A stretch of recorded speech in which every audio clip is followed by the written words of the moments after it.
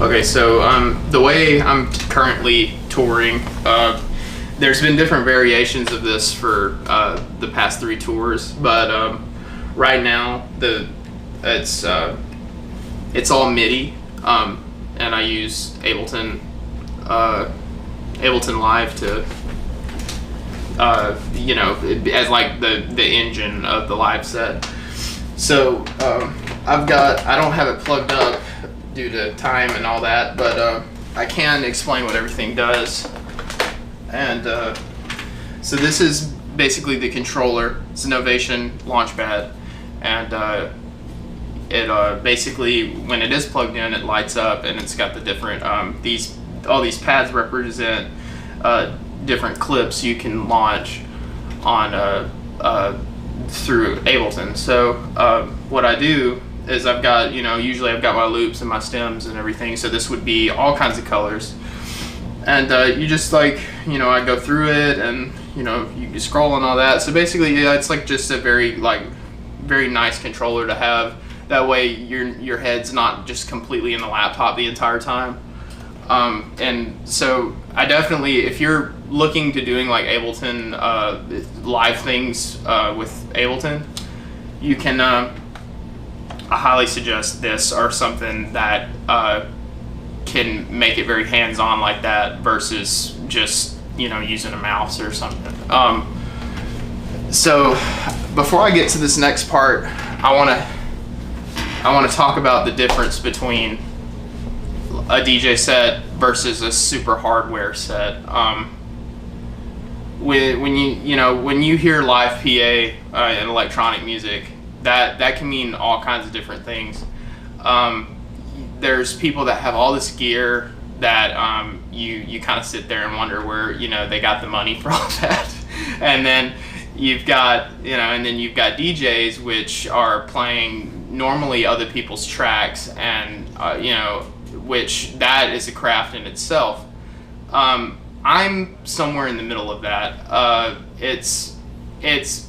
I've made my setup where it is all my own music, but it's laid out in a way where depending on the venue or depending on the type of show, I can turn it into a DJ performance with a live aspect, and I can also turn it into a just off the wall sort of very loose live experience.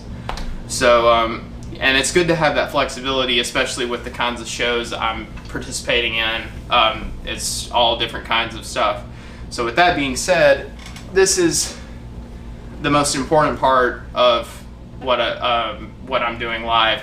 This is basically this is originally an M Audio X Session Pro, a very old. I think M Audio was trying to cash in on the DJ controller type of the market. So and they created this, and the software was garbage in my opinion, but the controller is actually very useful due to its MIDI capabilities. So you take basically all these knobs and buttons and faders and such that you see on here all has MIDI capability, which means they can be mapped in Ableton to do whatever you want them to. So for me, this is basically all effects. There's some EQ, some volume things, and then a lot of these buttons implement, or not implement, but rather have the effect of if I was using like a guitar pedal and like stomping on it, I press the button and it activates the pedal of my choosing. So that's and there's like reverb and stuff on this, but yeah, all this this has no sound in it, it's all MIDI, but due to how powerful Ableton is, especially if you use it for live performance or whatever, you're able to make this do this has gotten more mileage than it would have ever gotten with that software it was packaged in, which I think is why Ableton is a genius software, and everybody should at least try to get like a demo copy and play around with it, because it's like a whole different way of making music. So, and then the last piece, which, you know, is sort of the bastard child of the setup, is like, because it's always in and out, it's the IKEA MPK Mini. This is what I use on my desk when I'm at home to like make stuff, and it that part's loose right there. Maybe going out because it's broke, but it's you know, it's a mini keyboard. But I focus on these up here due to something I'm trying to implement into my live set right now for version 4 of my live set. I'm currently, this is supposed to emulate different kinds of distortion and resonant sounds for like a TB303 sort of acidy kind of emulation that I'm currently trying to work on implementing into my live set, because I like to make a lot of acid techno as well under a different name. So I'm trying to have the best of both worlds kind of collide into the live set. That way, if you're coming to see me, you'll get to see a little bit of everything that I dabble in.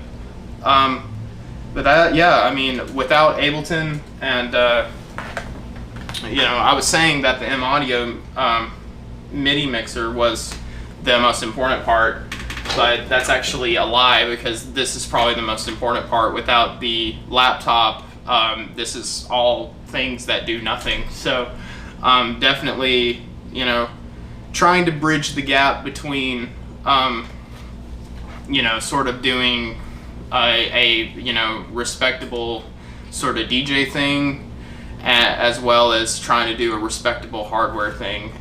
So I'm trying to be the middleman to that, which, you know, is a gray area due to, you know, a lot of people that book you, and, you know, this is live, you know, it's just a different way and style of playing versus having a bunch of, you know,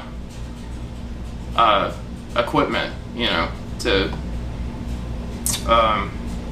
you know, be doing. You know, these are productions that are my own, so that I've stemmed out or looped out and do it as that.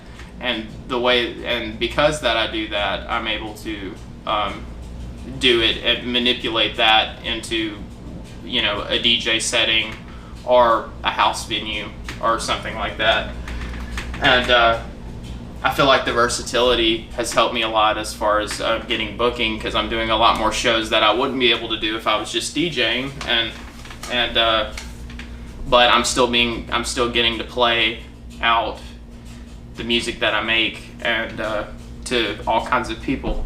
So yeah, that's pretty much how I do it until next week when I switch it all up again. But that's for now. That's good. That's what I do. So perfect.